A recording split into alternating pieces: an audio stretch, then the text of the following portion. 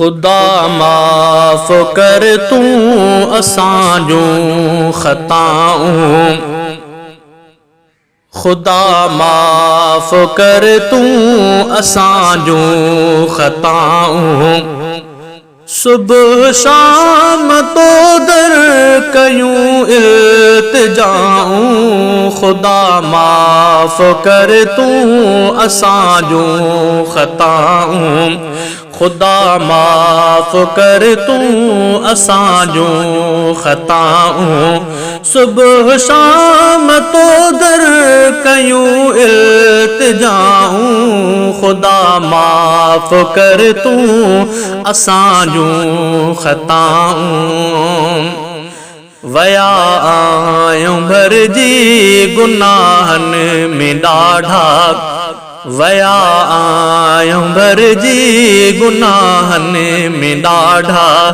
करम जी इनायत करे कर अताऊं, खुदा माफ़ कर तू असांजो ख़ताऊं।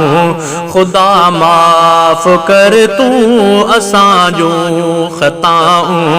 सुबह शाम तो दर कयूं इल्तिजाऊं, खुदा माफ़ कर तू असांजो ख़ताऊं।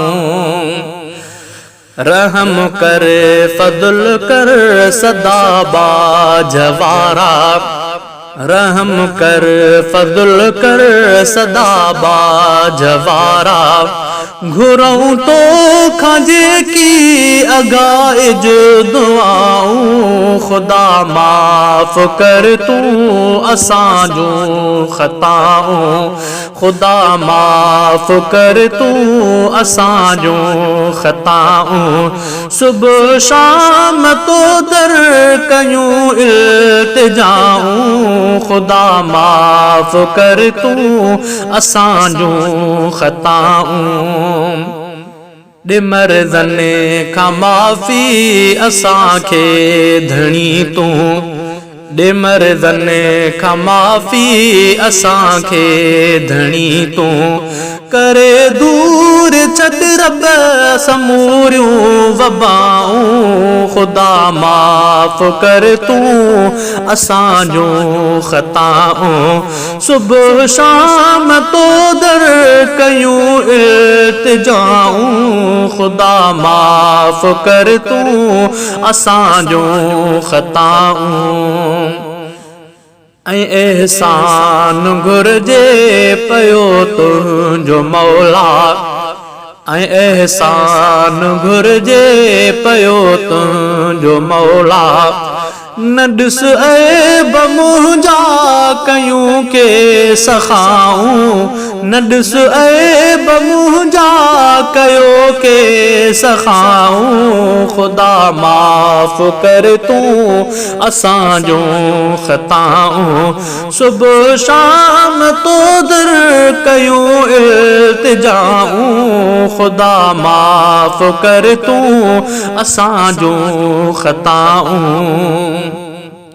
ही इमदाद घुन्यूं झुके तुंहिंजे दर ते, ही इमदाद घुन्यूं झुके तुंहिंजे दर ते।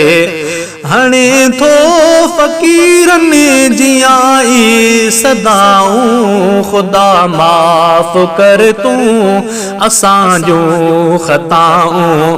खुदा माफ़ कर तू असांजो ख़ताऊं। सुबह शाम तो दर कयूं इल्तिजाऊं, खुदा माफ़ कर तू असांजो ख़ताऊं।